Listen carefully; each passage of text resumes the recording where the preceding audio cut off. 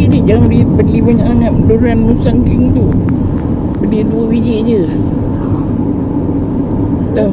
Jangan beli banyak sangat Musang King. Yalah, banyak sangat habis dah duit. Beli 2 biji cukup lah.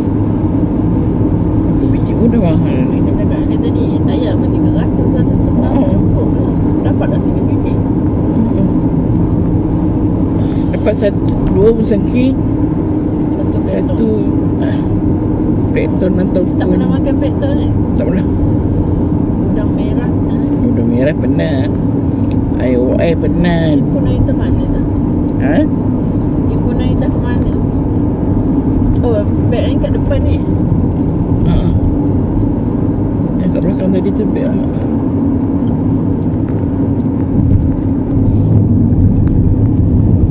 Sampai jumpa kawanku. Semoga kita selalu menjadi berkisah asal untuk masa depan.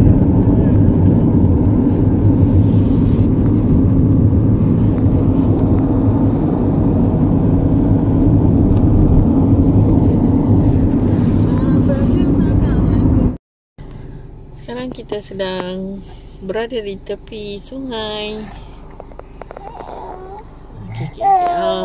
Pemberita kita sedih. Kenapa pemberita kita sedih?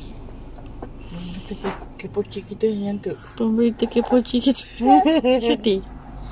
Pemberita kita sedih. Air dalam keadaan baik. Ya, air nampak air naik tapi bertenang. Air macam biasa je lah. Cuma air naik banyak ni. Tapi di paras yang okey lah. Tak merumah bayi. Tak menutupi. Oh, okey. Pemberita kita Kita dah bangun. Okey. Encik Aflah. Keadaan okey terkawal? Aflah Lutfi. Encik Aflah? Aflah Lutfi. Oh, Encik Aflah. Bin Adi Iskandar Shah. Anak Adi Iskandar Shah. Emaknya Nur Farahin Lokman. Okey dah. Dah. Jom. Kita balik lah. Zas. Zus.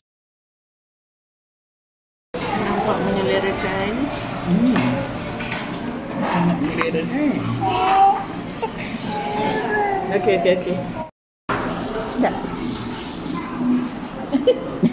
Dan sedap ke?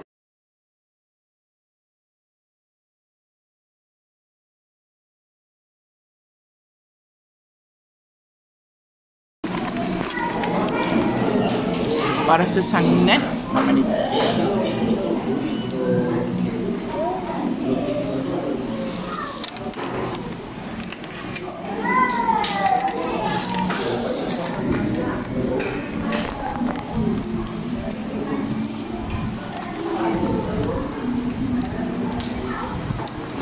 Sekarang kita makan dekat Nasi ayam tu mas. Takak. Habislah handphone nenek. Kita nak cari sup kaki ayam tapi tak ada. Tak ada kaki ayam nampaknya.